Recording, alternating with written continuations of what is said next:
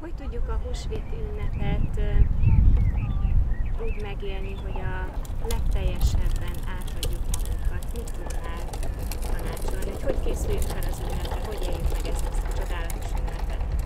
Én azt szoktam mondani, hogy az ünnepeket alapvetően 3 szinten lehet megélni. Ez szinte minden ünnepre vonatkozik.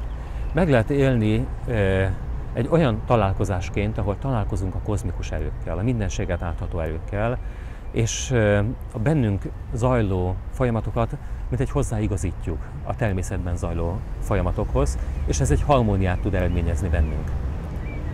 Ez az egyik találkozás. A másik találkozás az, ami az emberek közösségében lezajlik. Az ünnepeket általában a szeretteinkkel, a barátainkkal, régebben a falusi közösségben élték meg, tehát ez is egy fontos találkozási lehetőség, és a harmadik találkozási lehetőség az, amit az ember önmagán belül hajt végre. Önön mélyünkkel találkozhatunk. A bennünk lévő indítatásokkal, késztetésekkel, a bennünk lévő harmóniavággyal, azzal a lehetőséggel, hogy az az összhang, ami a természetben ilyenkor megtalálható, az önmagunkon belül is feltárható és felfedezhető. Nagyon lényeges pont az, hogy igyekezzünk figyelni az évkör minden ünnepénél, de különösen a húsvétnál, karácsonynál azt, hogy miről szól a természet.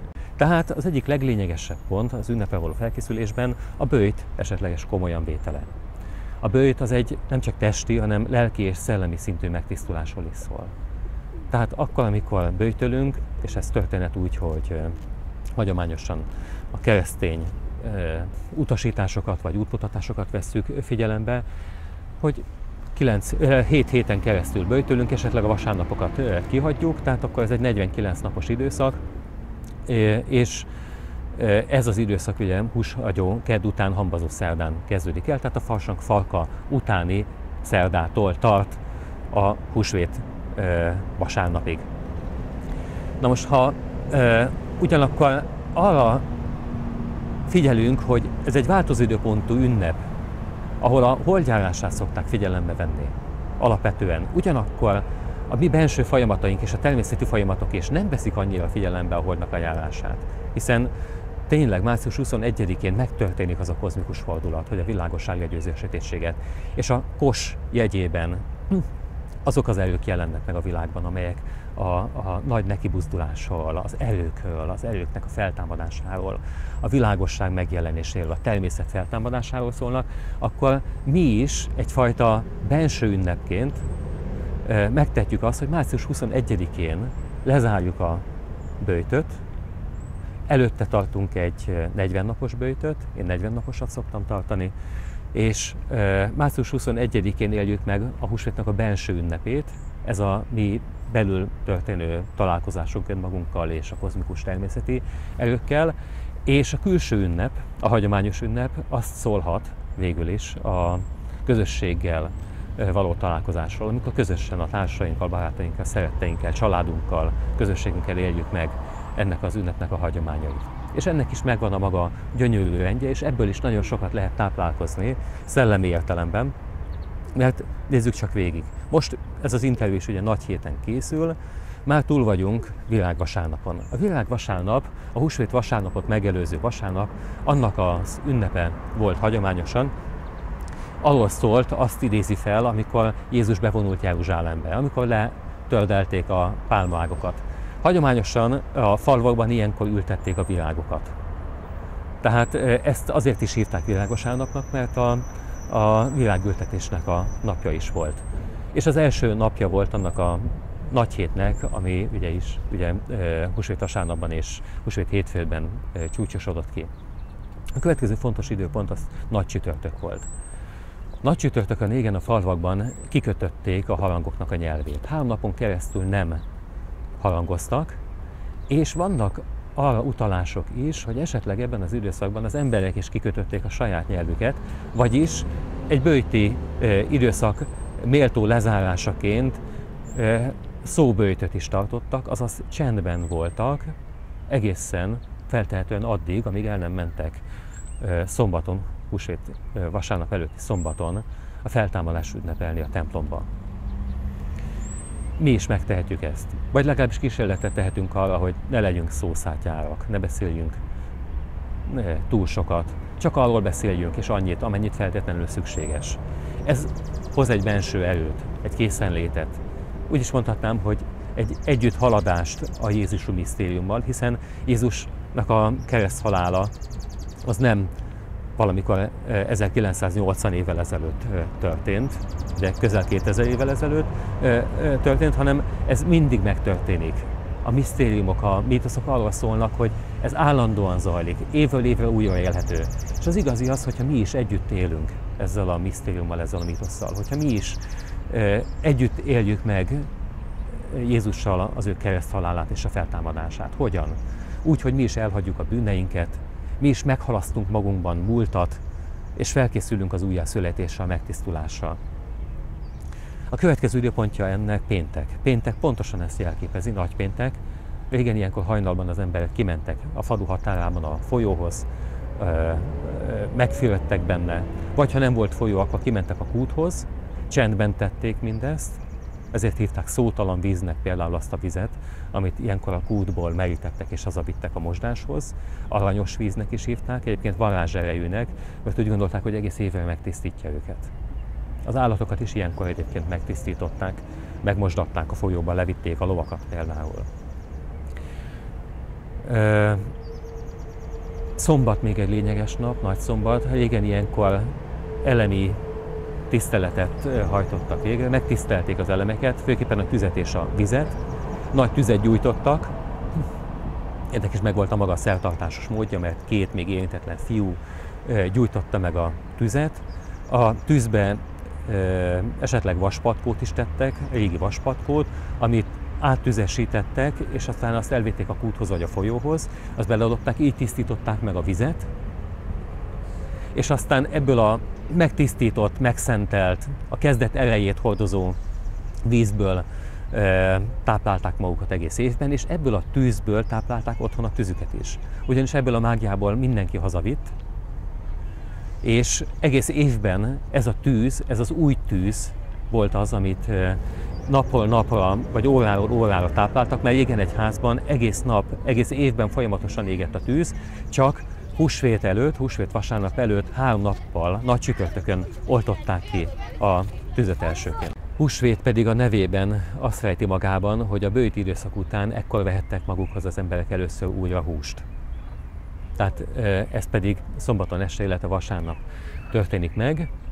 Vasárnap dologtiltó nap volt, tehát ilyenkor az emberek pihentek, illetve ez volt az a nap, amikor a lányok, asszonyok írókáztak, amikor a hímes tojásokat festették, és a gyönyörű mágikus jeleket, mert bizony ezek mágikus teremtőjelek voltak, rá írókázták, rá festették a tojásokra, készültek vízbevető hétfőre.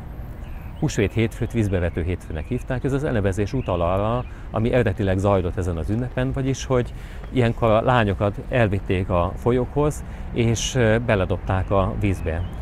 Későbbi finomítottabb változat az, amikor már csak a kúthoz vitték ki a lányokat, és ott a kútból vizet merítettek vödörrel, és a lányokat meglocsolták vele.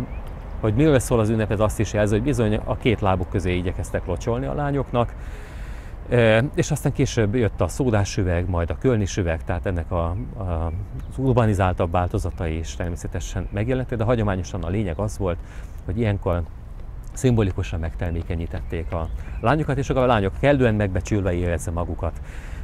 Még azon mód vizesen kiosztották a tojásokat is a legények között.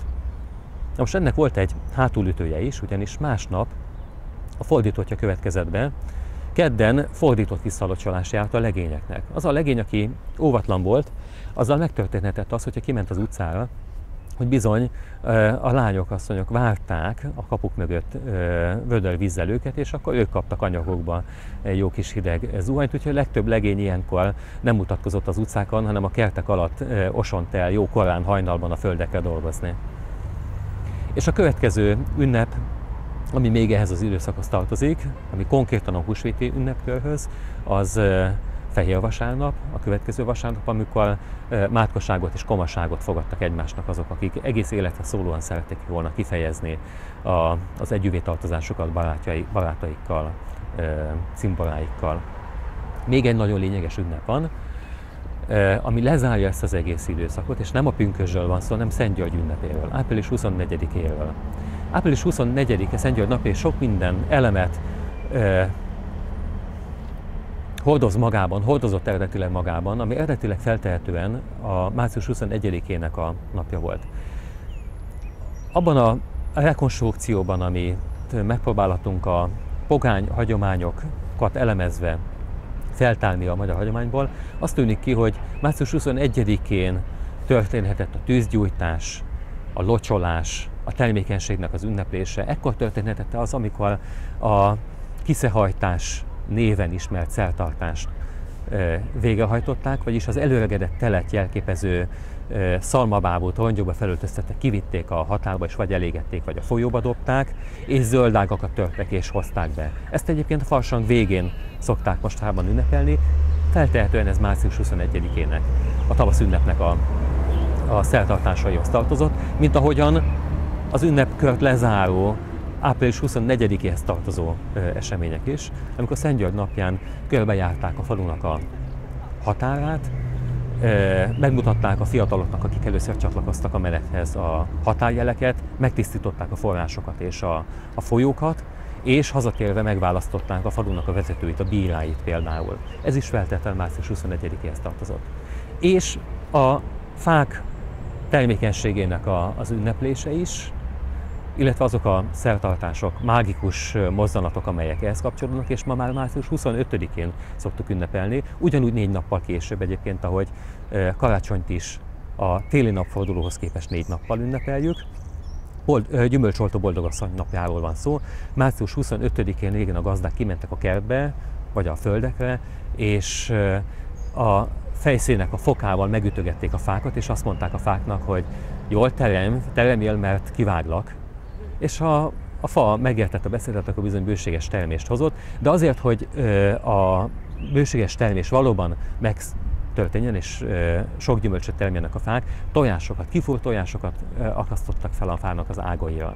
Miért lényeges még ez az ünnep? És akkor legyen ez a lezárás. Itt látható, hogy ez egy olyan ünneprend, ami gyönyörűen bele van ágyazva a napjárásába, a természetnek a körforgásába, mert hogyha március 25-éhez hozzáadunk 9 hónapot, pont december 25-éhez jutunk el. Ahhoz a kozmikus időponthoz, amikor a tejútnak a túlsó végéhez, az elágazásához, a nyilas és a bakjegy találkozásához elérkezik a nap, előbukkan az alvilágnak a mélyéből, ahová november 1-én lép be az alvilágjárását megmutatva, vagy megnyilvánítva, mert akkor bukik le a Skorpió első dekádjának a végénél az alvilágba, akkor nyílik meg az alvilágnak a kapuja, ugye a tejút, világfa és az állatöv találkozásánál, és ennek a túlsó pontja az, amikor ennek a tejút találkozásának a túlsó végénél, a nyilasbak találkozásánál előbukkan a nap, megszületik a világ mindenségnek az öléből, az alvilágból, az alvilágjárás után megújul. Úgy is mondhatnánk, hogy a világfának a gyökerénél előbukkan az újjászülető nap. Ez a karácsonynak az eredeti ünnepe, december 21-én a nap újjászületésének az ünnepe, és ezt a világfát jelképezi voltak éppen az a fa, amit ilyenkor március 25-én, Gyümölcsoltó boldogasszony napján ünnepeltek régen. Vagyis pont egy 9 hónap, pont egy várandosságnyi idő, amíg a napot kihordja ez a világfa, ami, és ez egy másik előadás lenne, voltak éppen boldogasszony. A teremtés nőős erejét jeleníti meg. Tehát boldogasszony voltak éppen az életfa, a világfa, ami megszüli önnön ölénél az új napot karácsonykor. Gyakorlatilag egy újjászületést jelöl. Így van. Köszönöm szépen a beszélgetést. Köszönöm szépen én is.